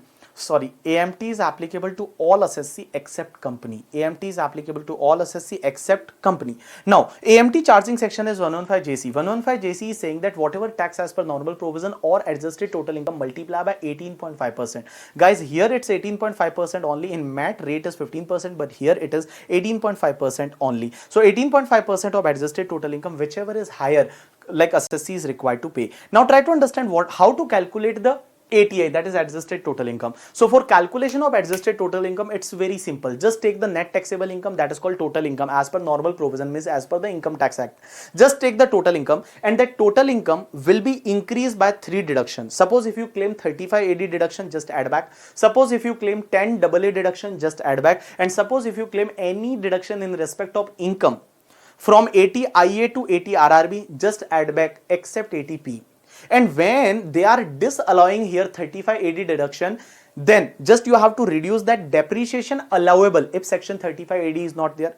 You have to reduce the depreciation if section 35 AD is not there. Just reduce that depreciation amount, remaining will be your adjusted total income. On that adjusted total income, you have to pay the tax at the rate 18.5%. Is surcharge is applicable? Answer is yes. That depends on the person to person and depends on the adjusted total income. If adjusted total income is more than 50 lakh or 1 crore, then surcharge is applicable obviously. Now next part is related to, next part says that AMT is not applicable. AMT is not applicable if individual HUF, AOP, BOI, artificial juridical person, if your adjusted total income is up to 20 lakh, if your adjusted total income is up to 20 lakh, in that case AMT is not applicable. Now guys, try to understand, whenever in examination you find any question related to the 10 AA or 80 IA to 80 RRB or 35 AD, then always remember that there is a that there is a question of AMT, because if they ask a question related to computation of tax liability and they have not mentioned that ignore AMT, then always assume that this question is a AMT question. First you have to calculate tax as per normal provision, and after that you have to calculate tax at the rate 18.5% on the adjusted total income. AMT credit is similar to the MAT credit, 15 years you can carry forward. Now try to understand, if any unlisted company is converted into the LLP, then whatever AMT any unlisted company is converted into the LLP, then whatever MAT credit of that company cannot be carried forward by that LLP. Now try to understand, AMT credit you can set up in the year in which AMT is not applicable also. Suppose in current year any individual HUF, AOP, BOI, their income is less than, their adjusted total income is less than 20 lakhs. So obviously AMT is not applicable, but there is a AMT credit. So can you set up that AMT credit against your tax payable? Answer is yes, you can do that, no problem at all. You got my point or not? Yes. Now try to understand, if your unit is located in IFSC, if your unit is located in IFSC, in that case your AMT rate will be 9% instead of 18.5%, and if your income is solely in the convertible foreign exchange.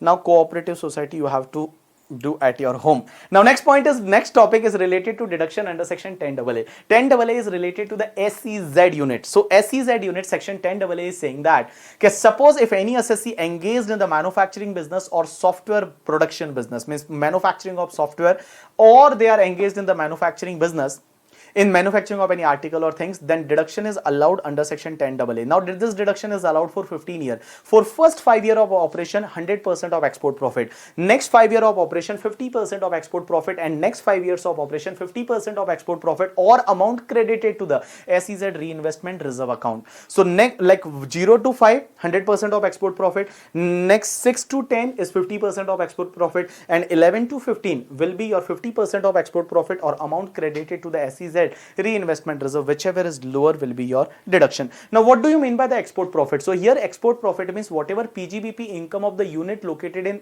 SEZ multiply by export turnover divided by total turnover.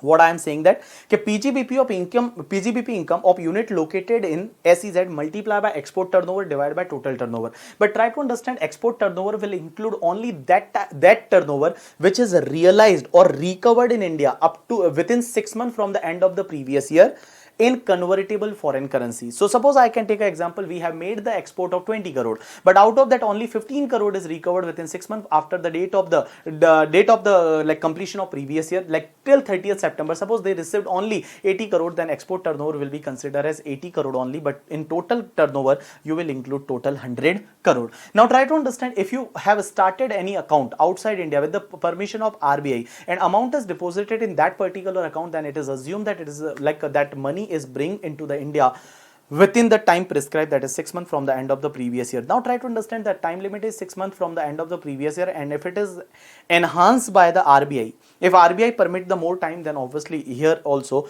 they will get the more time. Now try to understand, in export turnover as well as total turnover, in export turnover as well as total turnover, you should not include the freight or insurance or telecommunication charges or any expenditure incurred for providing output service. So what I am saying that in total turnover as well as export turnover, you should not consider the freight, insurance, telecommunication charges or any expenses incurred for providing the output service, output service. Now try to understand one more thing. Sir, you are saying that you have to create the SEZ reinvestment reserve, then only deduction is available in previous year 11 to 15. Now try to understand what will be the use of that reserve. So that reserve use should be for the acquisition of new plant and machinery, and that new plant and machinery you should acquire and put to use within 3 years from the end of the previous year in which reserve was created. So suppose reserve is created in current year, then next 3 years you have to acquire and put to use that plant and machinery. Suppose if you have misutilized that amount in the year of misutilization, again that income will be taxable under the head PGBP. Or suppose if after the expiry within the 3 year you have not acquired the plant and machinery and not put to use, in that case in the 4th year whatever amount, that amount will be taxable under the head PGBP. You got my point or not? Yes. After that there is a clarification of the CBDT. There is a circular number 1/2013. Now this circular is saying that, sir, suppose if any software is developed at client place outside India, then also deduction is available under this section. Answer is yes. Or suppose if you are providing just manpower at client place, you are just providing the manpower at client place and you are charging per a man hour or per person you are charging from that foreign foreign enterprise. Now question is that then also you are eligible to claim this exemption. Answer is yes, you can claim this deduction, no problem at all. Now try to understand, suppose you are transferring your unit from one SEZ to another SEZ within that 15 years. So in remaining time, can you claim the deduction in new SEZ? Answer is yes, you can claim the deduction in new SEZ. But try to understand here one thing very important, all people please pay attention. Suppose 6-year deduction is already claimed in one SEZ, then remaining 9-year deduction can be claimed in the new SEZ. You got my point or not? Yes. Now try to understand one more very interesting part. This deduction under section 10AA is available at the last means after GTI. In the first you will take the 5 head income, after take the GTI minus all deduction, ATC and all deduction. Last deduction will be the 10AA deduction. Okay, so thanks a lot people, that's enough for today from my side guys. Frankly speaking, I'm very busy in my lecture because every day I'm having the 3 hours lecture for Hindi medium student, 3 hours for English medium, for South India student basically, because my running batch now, I am having recording for the May 2021 exam as well as November 2021. So 6 days totally occupied with that batch only. I get the time on the Sunday, so I will try to record your lecture on the Sunday. So whenever I will get time on Sunday, I will record the lecture for you. But if you understand little bit Hindi, if you know the Hindi movies and all, if you see the Hindi movies, then you can watch the Hindi lecture, that is revision lecture is available. But I will try to give you more and more revision lecture on every Sunday whenever I will get time. At least I will record the one lecture for you. Thanks a lot people, that's enough from my side for today. And I request you please, your colleague, if you are any of colleague, they are going to appear for May 2021 exam or November 2021 exam and they require the direct tax coaching, then I am going to provide them the regular batch, and regular batch there will be a 70 lecture, there will be an exhaustive coverage, and that batch is a 100% English batch, so they can get the benefit. And I just want from you that you should refer to your colleague or your junior or your brother or sister or like whoever going to appear for May November 2021 exam. Thanks a lot, people. That's enough from my side for today. Thank you.